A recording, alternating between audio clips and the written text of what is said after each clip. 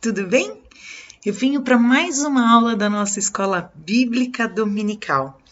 E para vocês que estão acompanhando as nossas aulas, vocês sabem que nós estamos trabalhando com um guia para viver bem. Esse guia é baseado no livro de Provérbios, sim, e as aulas têm sido uma grande bênção. Se você não assistiu a aula sobre caráter no passado, eu peço para que você volte e assista aquela aula. Outra aula que está fantástica é a aula de sabedoria. Procura essas duas aulas porque elas vão complementar a aula de hoje. A aula de hoje é sobre o tema disciplina, a maturidade do cristão. O que é disciplina? Vamos entender como que funciona a disciplina. Eu já começo aqui lendo para vocês o texto-chave que a lição traz. Está em 2 Timóteo 3:16. Toda a escritura é inspirada por Deus e útil para o ensino, para a repreensão, para a correção e instrução na justiça. Ninguém gosta de ser corrigido, ninguém gosta de ser disciplinado, né? Por alguém. Mas o pai, ele disciplina a criança, né? Vamos pensar o seguinte, tem uma criança, ela vai colocar o dedinho na tomada. O pai e a mãe vão disciplinar, vão corrigir, vão ensinar, instruir de que não é daquela forma. Da mesma forma, o pai, ele nos ensina, ele nos repreende, ele nos corrige para a instrução na justiça. É por amor, é por cuidado, é por zelo. E se a gente não acata essa disciplina, a nossa vida não vai bem. O guia para viver bem, ele funciona, mas ele precisa ser utilizado e aplicado em nossas vidas. Esse é o manual, as nossas regras para viver bem. O que é disciplina? Disciplina é obediência às regras e aos superiores.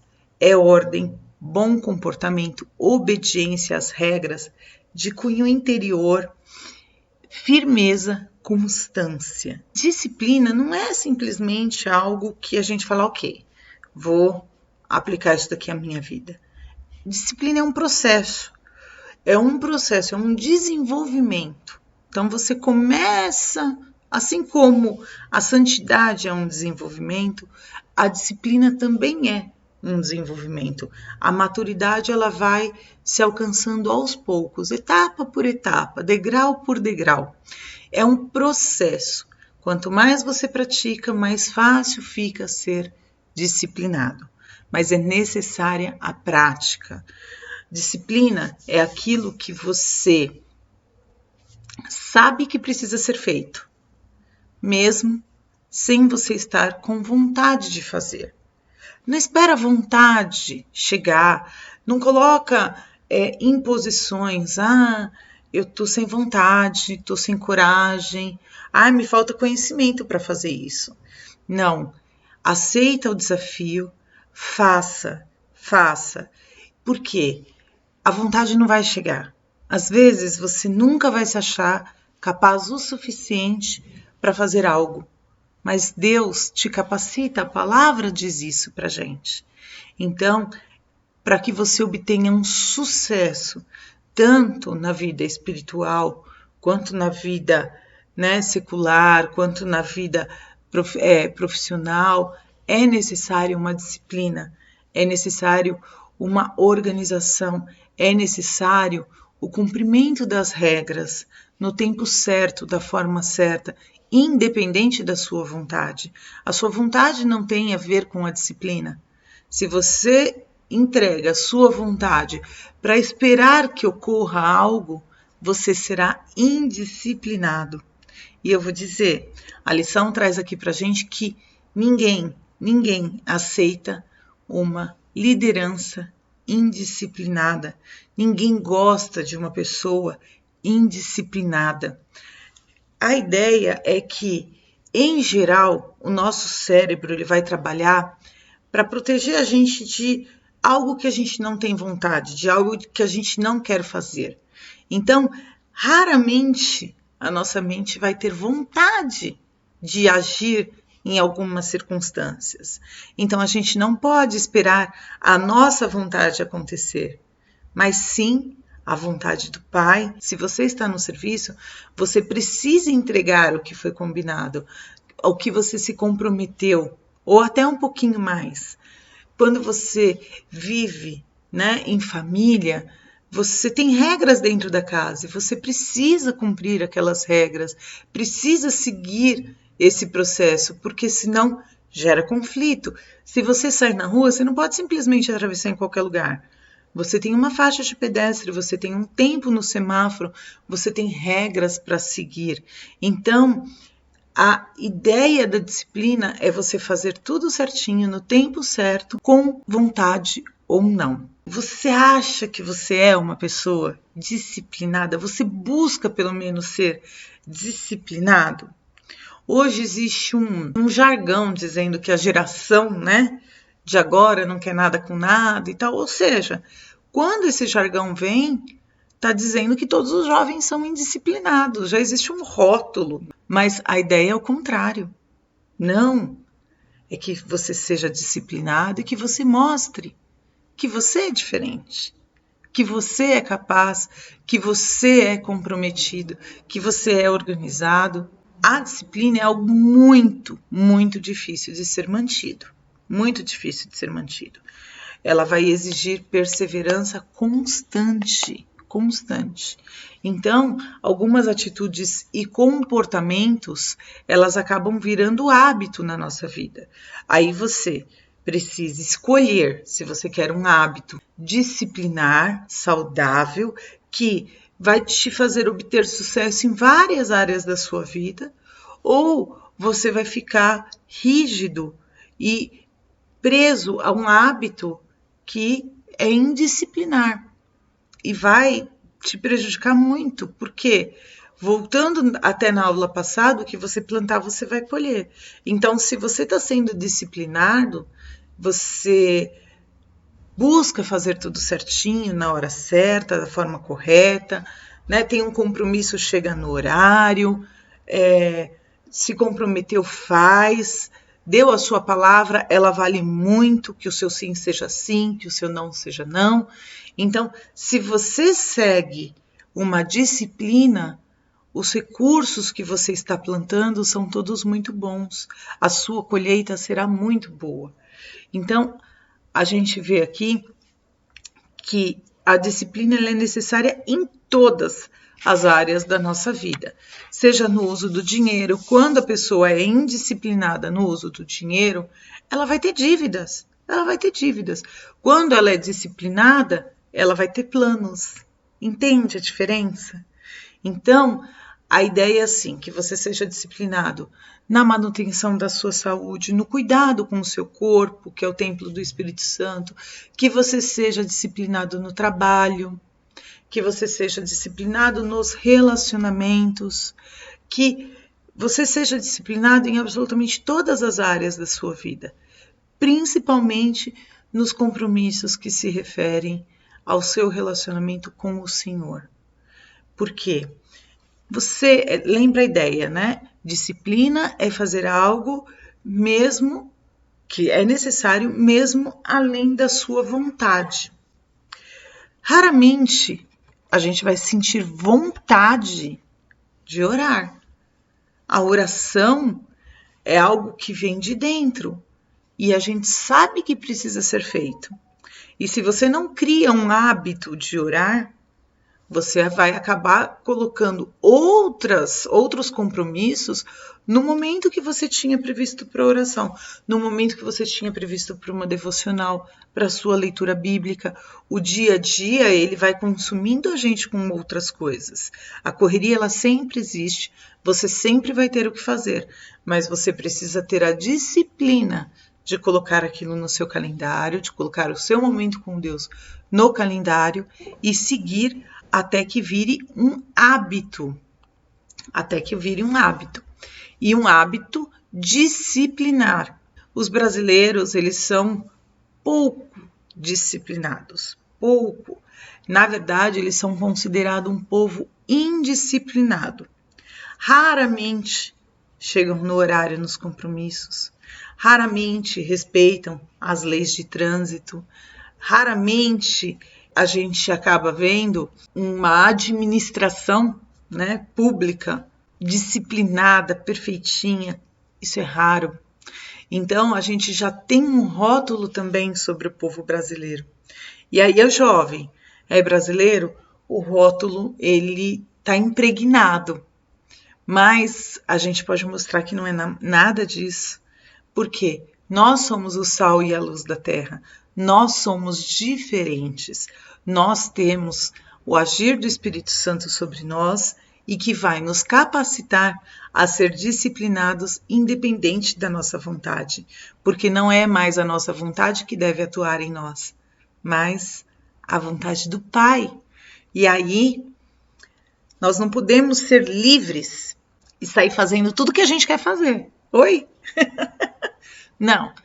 A gente precisa entender que a gente precisa refletir antes de agir. A disciplina, ela vai dar esse momento de pensamento, esse momento de reflexão. Lembra na aula de sabedoria que a Bia falou assim, olha, conta até 10, mas ela disse que até 6 já é o suficiente para que a gente tenha um momento de reflexão. Eu acho que foi aula de sabedoria ou de caráter, não lembro. A gente vai ter um momento de reflexão para a gente aí saber o que fazer. Aqui na aula da disciplina, a ideia é exatamente a mesma. É que você pare, tenha um momento ali de silêncio e reflita sobre as suas ações antes de tomar a ação por si, tá? E aí você toma ação. Ser disciplinado é ter esse momento também de pausa, aquele segundinho que você vai pensar no que você vai fazer antes de tomar uma decisão. A maior decisão de disciplina, você e eu já tomamos, que é nos rendermos a Jesus. Então, isso já é uma lição de disciplina, isso já é um exemplo de disciplina. Agora, o que a gente precisa entender, que uma vez que nos rendemos a Cristo, não mais eu vivo, mas Cristo vive em mim. Então, a vontade dele deve ser colocada dentro do meu coração e eu devo seguir pela vida, deixando que ele guie as minhas ações. Algumas brincadeiras também, não é só o momento da reflexão, algumas brincadeiras de mau gosto também não devem partir de nós. Aqui o livro ele vai trazer até alguns exemplos de brincadeiras que o cristão não deve participar, não deve contribuir e deve ainda repreender quando ocorre. Então, brincadeiras, publicações nas redes sociais, é muito, muito, muito importante que você pare, reflita e veja se essa realmente é a vontade do Pai. Seja disciplinado em todas as suas ações. Se você participa de um grupo de WhatsApp, normalmente tem regras. Normalmente você tem que saber como se portar ali. E aí você precisa ser disciplinado em todo o agir, tanto no meio físico quanto no virtual. E hoje em dia, principalmente no virtual. Se você está numa reunião do Zoom, por exemplo, precisa fechar o microfone, seja disciplinado. Feche, seja disciplinado. A pessoa que está te passando uma aula, um conteúdo, uma palestra, ela não sabe com quem ela está falando. A disciplina também é você se mostrar presente, comprometido, envolvido com aquilo que está acontecendo para a qual a pessoa se dedicou. Então, abra a câmera. Isso é disciplina. Isso é bom testemunho. Isso vai apresentar um aspecto da sua vida diferenciado do que todos estão fazendo. Ok? Então, vamos lá. Agora a lição ela vai trazer 3 passos para a gente. Ela vai ensinar para a gente o valor da disciplina, vai ensinar para a gente o caráter da disciplina e a recompensa da disciplina. Vamos entender esses 3 passos aqui. O valor da disciplina, ele tem sido fundamental, principalmente para as lideranças. diz que o futuro é de quem é disciplinado. Ou seja, já faça a diferença, já seja um jovem persistente e perseverante. Não é fácil, não é fácil. A gente vai entender aqui dos pequenos textos que o livro trouxe para a gente, que a disciplina ela tem uma forma de ocorrer. Ela tem uma forma de ocorrer. E quando a gente entende que a palavra discípulo, ela deriva da mesma raiz de disciplina, nós compreendemos que a vontade é boa, que a gente tem que aprender, a gente tem que obedecer. A gente precisa gostar daquela disciplina, porque nós somos discípulos. E aí os discípulos seguem ao mestre, né? E aí a ideia é justamente que a gente seja disciplinado, porque nós temos quem nos discipline. Por amor, tá? Por amor. Eu vou ler aqui pra gente 1 Timóteo 4, 10 até 16. Se trabalhamos e lutamos, é porque temos colocado a nossa esperança no Deus vivo, o Salvador de todos os homens, especialmente dos que creem. Ordene e ensine essas coisas. Ninguém o despreze pelo fato de você ser jovem, mas seja um exemplo para os fiéis na palavra, no seu procedimento, no amor, na fé e na pureza. Até a minha chegada, dediquem-se à leitura pública das Escrituras, à exortação e ao ensino. Não negligencie o dom que lhe foi dado por mensagem profética com imposição de mãos dos presbíteros. Seja diligente nessas coisas. Dedique-se inteiramente a elas para que todos vejam seu progresso, a sua disciplina. Atente-se bem para a sua própria vida e para a doutrina, perseverando nesses deveres, pois fazendo isso você salvará tanto a si mesmo quanto aos que o ouvem. Essa passagem é um exemplo de disciplina. Você precisa ouvir a mensagem, estudar a mensagem, reter a mensagem, praticar, para ir mostrando que houve um processo, né? Um desenvolvimento. A maturidade dessa disciplina ela está acontecendo. E aí você persevera nesses deveres, porque fazendo isso, você salva a si mesmo e aos que o ouvem. Então, é essa mensagem que a gente compreende que o cristão precisa passar a todo tempo. Veja, essa passagem é para um jovem, né? Ninguém o despreze pelo fato de você ser jovem. Seja o diferencial, seja esse jovem. Então, agora eu vou trazer aqui para vocês um trecho que vai falar do J. Oswald Sanders. Um grande estadista fez um discurso que mudou a direção dos assuntos nacionais. Houve um questionamento de um admirador. Posso perguntar? Quanto tempo o senhor levou para preparar esse discurso? Qual foi a surpresa? O estadista respondeu: minha vida toda tem sido um preparativo para aquilo que hoje eu disse. Então, não foi uma coisa que ele trouxe, que ele estudou, que ele fez de um momento para o outro. Ele veio trazendo uma maturidade, uma disciplina. Ele veio aplicando, trouxe como um hábito para que ele conseguisse ter uma visão geral daquilo que ele estava trazendo como um discurso. E assim tem que ser a nossa vida. Nós precisamos estar sempre preparados para agir, preparados para fazer independente da nossa vontade, mas compreender que a disciplina cristã vai nos exigir situações que você nem sempre está preparado, mas é necessário que você esteja apto para agir em nome do Senhor em todas as situações. O jovem que aspira uma liderança, uma maturidade disciplinar, Ele trabalha enquanto os outros perdem tempo. Ele estuda enquanto os outros dormem. Não há lugar para ser desleixado. Ele ora enquanto os outros brincam. É necessário que palavras, pensamentos, ações, vestuários sejam todos refletidos e todos aplicados no modelo de disciplina.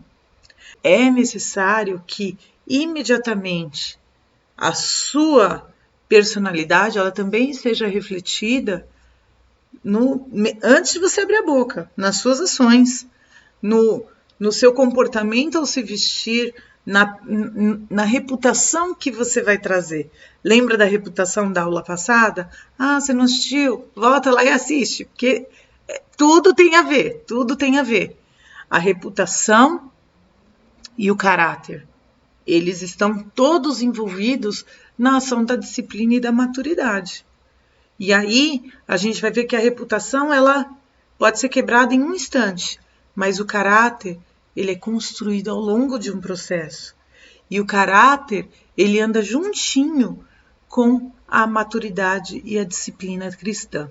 Quem não consegue entender que existe uma autoridade que rejeita a disciplina de uma autoridade, não vai entender a submissão que um cristão precisa ter a Deus. Nós precisamos entender a autoridade desde os nossos pais até o nosso pastor, nossos líderes espirituais. Nós precisamos entender a liderança do nosso chefe e nós precisamos, acima de tudo, aceitar a liderança, a autoridade, a disciplina do nosso Deus. Então a gente sempre vai ter uma hierarquia. Não importa se você vai ser o diretor de uma empresa, você ainda assim vai ter que se submeter à autoridade dos teus clientes que estão pagando. Então, a questão é, se você rejeita a disciplina de uma autoridade, reflete, porque você o tempo todo está sob a disciplina de um pai, uma vez que você se entregou a ele. Que ninguém despreze a disciplina, ninguém despreze. E nem se magoe com a repreensão, pois o Senhor disciplina a quem ama. Assim também o pai faz com o filho a quem ele deseja bem. Está em Provérbios 3, 11 e 12. Quando alguém despreza essa autoridade, na verdade, não está permitindo que Deus atue em todas as áreas da sua vida. Não está permitindo o controle do Espírito Santo em todas as áreas. Está dizendo, olha, você pode ir até aqui, daqui para lá, não. E aí, não é uma entrega total. Não é uma entrega total. Vamos lá. A gente vai para o ponto 2. O ponto 2. O caráter da disciplina. Assistiu a aula sobre caráter? Assistiu? Fantástico. Então, você vai entender perfeitamente o que a gente está falando aqui, né? O caráter da disciplina, ele pode agir de duas formas. Há duas formas de disciplinar. Existe a forma que é na imposição, dói, né? A ditadura, né? É ditar uma ordem social e depois fazer ela cumprir à força. É um método do totalitarismo. O método da disciplina na imposição, ele é artificial. Por que ele é artificial? Porque ele não brota do íntimo do ser. Não, ele não brota do íntimo do ser. Então, a gente vê que o resultado dele não é bom. O resultado da disciplina por autoritarismo, por ditadura, por ordem impositiva, não é bom. Ele vai ser artificial e os resultados pode até ocorrer no imediatismo, mas na progressão ele vai ser danoso. Agora, o segundo método disciplinar é o que a gente compreende que é o correto, é o que o livro traz como se fosse o pacífico da gente aceitar e aplicar à nossa vida. É a disciplina no interior. É esse método que Deus usa conosco, fazendo com que a disciplina ela vá evoluindo de dentro para fora. E aí sim, esse torna os métodos leves, aplicáveis, que se tornam hábitos e nos tornam livres, porque a gente vai praticando aquilo com alegria, com prazer. Uma das questões, né, que o livro traz aqui para a gente é a questão da brincadeira, que a gente precisa estar sempre alerta. No meio cristão, a gente tem várias brincadeiras. O que não pode são brincadeiras de mau gosto. Precisa que sejam brincadeiras saudáveis, que vão aliviar a tensão, diminuir o estresse, a tristeza, traz alegria, né? Traz um saborzinho à vida. É muito legal algumas brincadeiras. Porém, qualquer brincadeira que denote um abuso de confiança, seja na amizade, seja no que você conhece daquela pessoa, no sofrimento dela, numa vergonha, em algo que ela não tenha habilidade, né, que ela é inapta a fazer, qualquer brincadeira nesse sentido foge ao limite de um contexto cristão e de um jovem disciplinado. Então, quais são as brincadeiras que um cristão deve evitar? Primeiro, jamais nós devemos brincar com qualquer coisa que seja santa, qualquer coisa divina. A gente não deve fazer nem piadinha, nem gracejo, nem aceitar, né? Não fique na roda dos escarnecedores que zombam de Deus, não. Sugiro, a lição coloca aqui para leitura o Salmo 1 completo. Então, assim, a ideia é o quê? A gente sempre reverenciar o nosso Pai, que nos disciplina em amor, sempre. Com alegria no coração, porque a disciplina, nesse caso, surge de dentro para fora. É fácil da gente enxergar isso, que a disciplina ela vai vir de dentro para fora por um respeito, por um amor que nós temos a Deus. Agora, qualquer brincadeirinha com algo que seja santo, que seja sagrado, profana o seu ser. Então, não pode ter alegria em coisas que vão profanar o Deus que nós amamos. Eu vou ler para vocês Efésios 5, de 3 a 7. Entre vocês não deve haver nem sequer menção de imoralidade sexual, nem qualquer espécie de impureza, nem de cobiça, pois essas coisas não são próprias para os santos. Não haja obscenidade, nem conversas tolas, nem gracejos imorais que são inconvenientes, mas ao invés disso, ações de graça, porque vocês podem estar certos disso.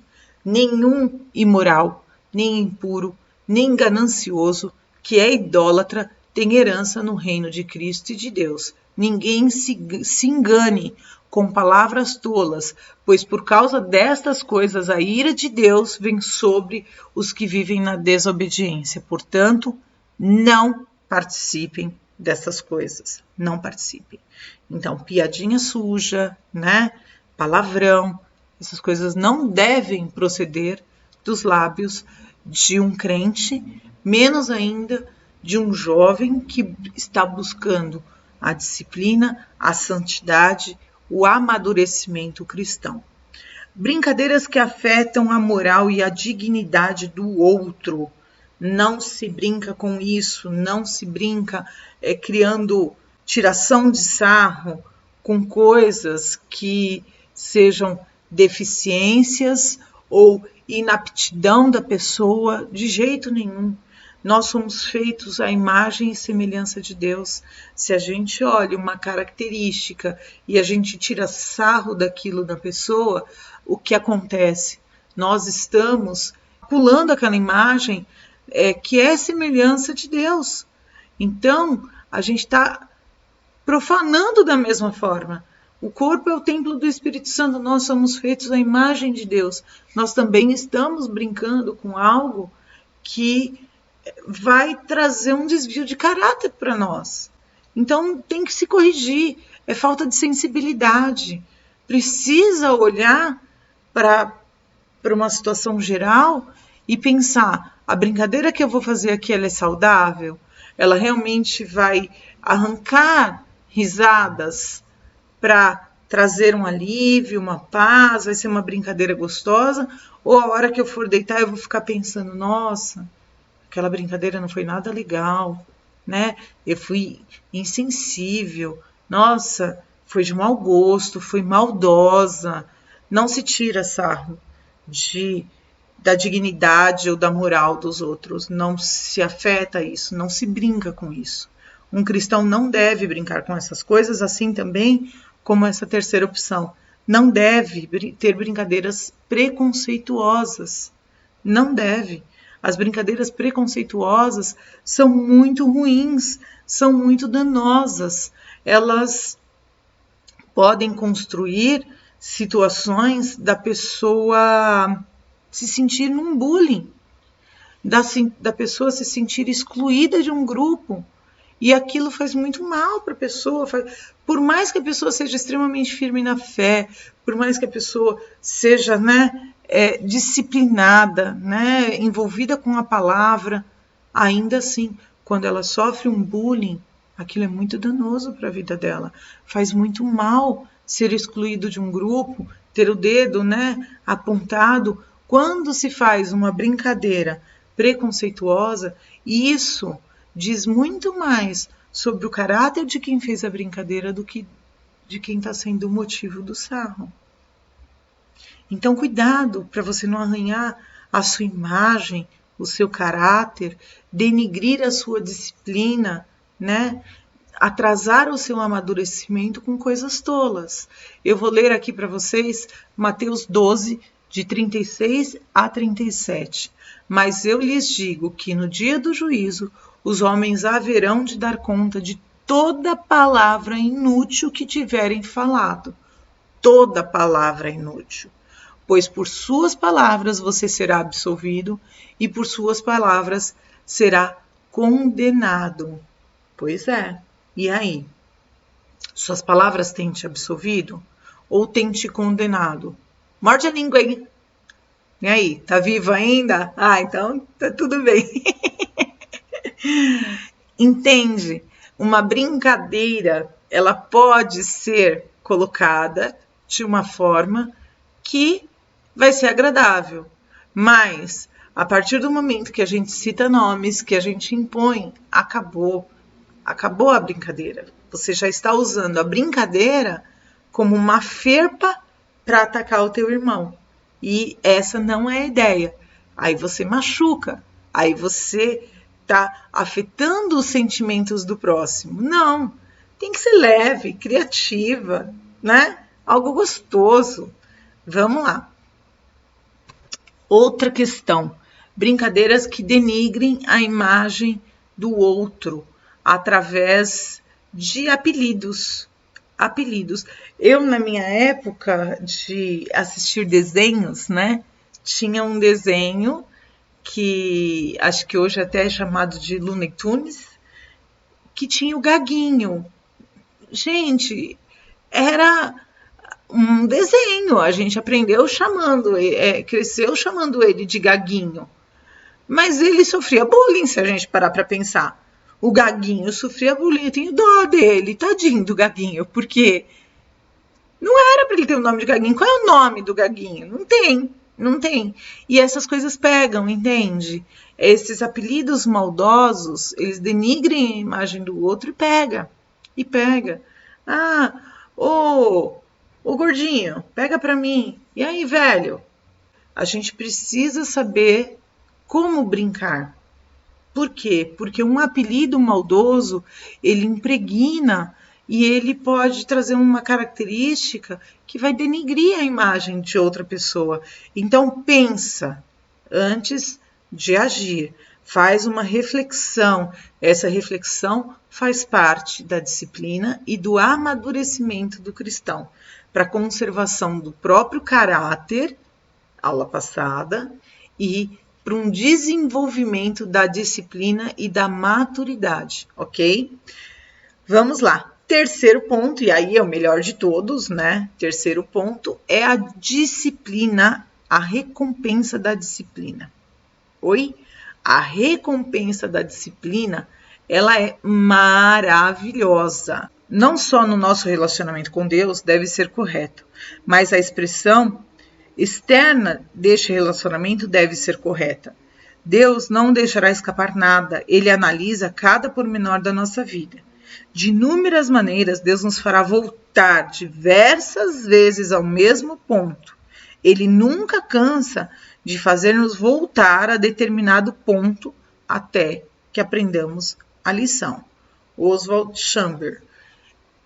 É exatamente isso. Se você ainda não entendeu a mensagem, você vai voltar e vai passar por situações similares até que você aprenda como deve ser o seu agir ali.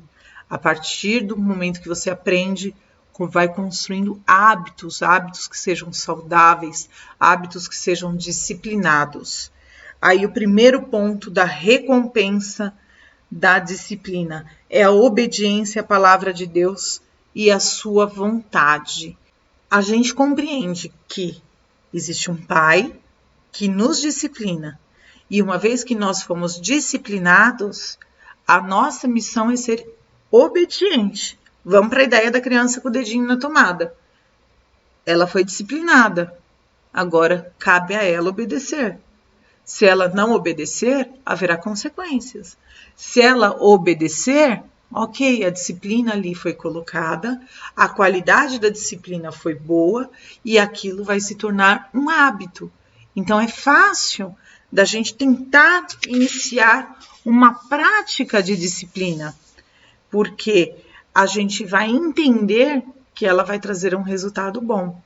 Aqui ele fala para nós lermos Hebreus 12, de 9 a 10, mas ele traz uma versão que é da Bíblia Vida. Então eu vou ler para vocês, que eu achei bastante interessante.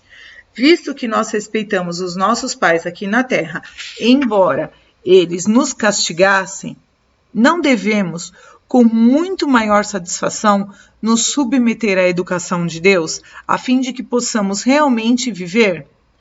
Nossos pais terrenos nos educaram por um pouco curtos anos, fazendo por nós o melhor que eles sabiam fazer. Porém, a correção de Deus é sempre boa para o nosso maior bem, a fim de podermos participar da santidade nele. Olha que bênção! Né? Então, aceita a correção, aplica ela à sua vida, torna a correção um hábito. Torna a correção um hábito. Vamos lá. Segundo ponto. Abençoada esperança que dá à vida um significado maior. Qual o significado da sua vida? Qual o significado da sua vida? Você, como cristão, com certeza sabe. Para que nós estamos aqui? Para honrar e glorificar o nosso Senhor. Ele tem que ser a razão, ele tem que ser o significado de tudo.